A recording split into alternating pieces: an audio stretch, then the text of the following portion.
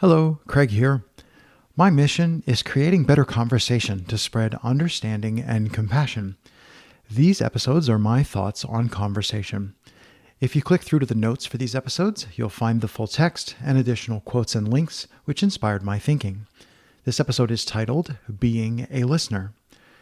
I recently read a quote by Indy Young, which begins, "It feels different to be a true listener. You fall into a different brain state.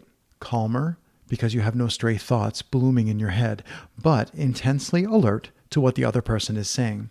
And the quote goes further, of course. I definitely agree, because it has also been my experience that conducting conversations for podcasts often leaves me flipping between paying attention to what is going on in the moment, sort of from an observer perspective, and being immersed in the flow state of the conversation. And I've now spent several hundred hours intentionally practicing listening in that context. I've learned a lot of different things in the process of interviewing, performing conversations, and creating podcasts. But what I've learned about listening has proven by far the most valuable to me personally. Learning how to listen changes every interaction with another person. Occasionally, I wonder if I can sort out some small set of actionable advice from my experience thus far. And of course, these particular podcasts are part of that.